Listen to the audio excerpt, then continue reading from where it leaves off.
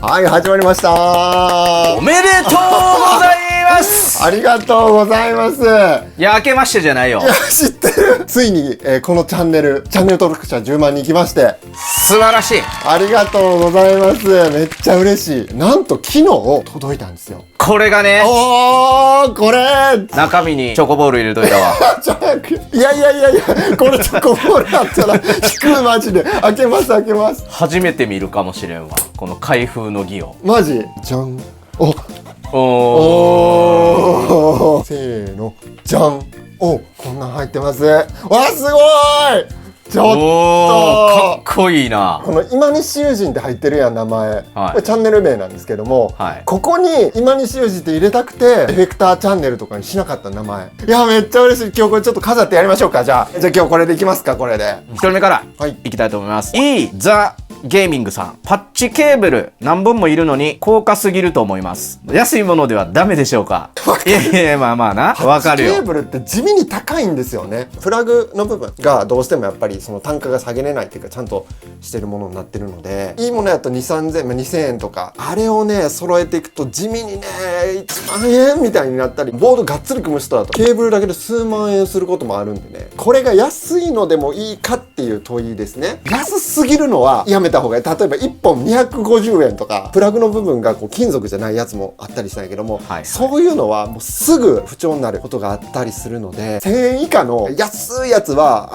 本当にね脆いです。音質どう？結構こうメーカーによって変わるんですけれども、僕は結構突き詰めてやってたんやけれども、これ皆さんにじゃあ突き詰めましょうっていうかっていうとそういうものでもないので、友達がパッチケーブル持ってて評価を聞いて、あ、じゃあいいんやったら一回それ1本買って試してみて、この傾向いいぞと思ったらそれで揃えてみるだとか、そういうのがいいかもしれないですね。ついでにお伝えすると、ボードの中でいろんなパッチケーブル、いろんなメーカーのやつをごちゃ混ぜに使うのは僕はあんまりおすすめじゃなくて、このパッチケーブルは中域がこういい感じで出る、これは割とハイとローがしっかり出るみたいな、そういうのがこう混ざってると相殺し合うみたいなことが起きてわけわからんくなるので、パッチケーブルは揃えるのがおすすめですね。スコープくんさん、質問失礼します。自分が持っているレスポールのフロントのハムバッカーで、ワウを通して歪ませて弾く際にワウのノリがあまり良くない、ピークの帯域の変化が感じづらい時があるのですが、ワウワウさせて出る効果をもっと目立たせる裏技ありますか？裏技ではないかもしれないですけれども、レスポールのフロントのピックアップでワウの音を出したい、それをしっかり効果効かしたいっていう時は、例えばエキゾチックのワウとか、ワウの側面にこういろいろこうくるくる回すつまみがついてるやつがあって、ワウをこう踏んだ時の音の移動の感じだとか、このピークの高さだとか、いろんな感じのちょっと調整できるのがあるので、そういうワウを使ってみると調整できるいい音が出ると思います。なるほど、これ今こっちのフロントピックアップでやりたいというお話だったんですけども、フロントってやっぱりどうしてもこの弦の中心に近いじゃないですか。中央の方が振れ幅が大きくて、このブリッジとかナットに行くと振れ幅って狭くなるので、振れ幅が比較的大きい方にピックアップがついてるから、ちょっと音がもやっとするんですよ。なのでやっぱりそれをワウペダルでこう動かすとどうしても見えにくくなったりするっていうのが今回のお悩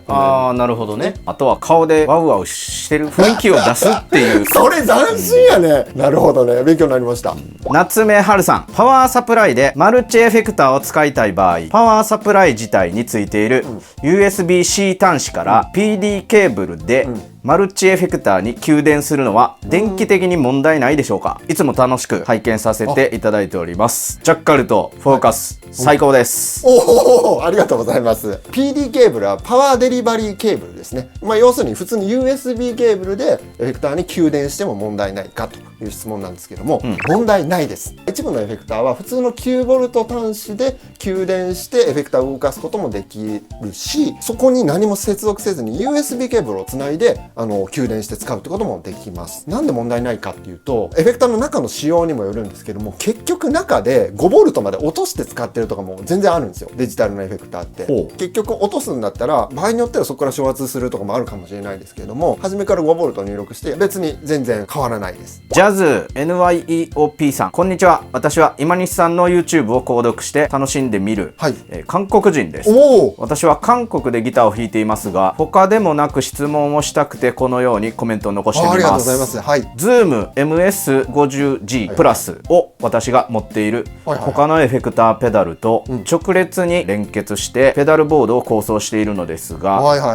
この時ズームエフェクターを一番前に置きたいです。そしてズームエフェクターの前にバッファーを設置するか悩んでいます。ズーム自体にバッファーが内蔵されているのかが気になります。今お話し出していただいたエフェクターは MS50G プラスっていうのが正式な名前で、最新のズームのマルチストンプっていうエフェクターですね。それを先頭につなぎたいんだけれども、バッファーがいるかということですね。まず MS50G プラスの中にもバッファーの位置づけとして動くものは入ってるので、その手前にバッファーを置かないと音質が下がっちゃうみたいなことはないんですけれども、もしお気に入りのバッファーがあってそれを使いたいっていうことであれば、まずギターの後にバッファー、そして次に MS50G プラスをつないで、その後はエフェクターにつないでいくってやれば OK です。例えばオクターバーだとかピッチシフトだとかフィルター系だったり、要は歪みのエフェクターの前にかけるものをメインでね使っていくことになると思うんですけれども、空間系どうしようってなった時は別途後ろの方に空間系を置いてボードを構成するか、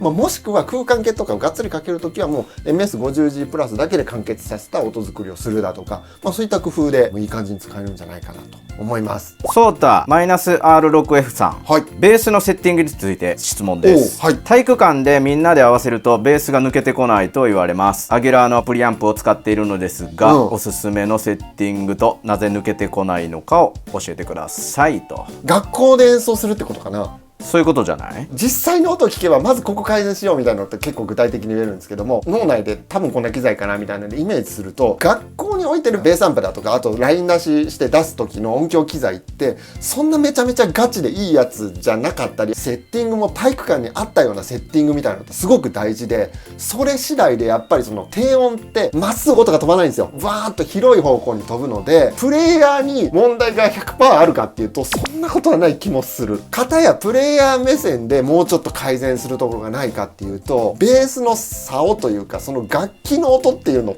がやっぱあると思ってて、もわっとした感じのジャズとかでかっこよく弾けるようなベースで J-POP のビートがしっかりしてるようなの弾いてもなんかいまいちわかんないとかもあるんで、楽器のピックアップだとかがなんかそういうの変えてみてもいいんじゃないかなと思ったんですけど、たかしベーシストじゃん、どうですかこれ。基本的にはど真ん中、何ど真ん中ってどういうこと？ 12時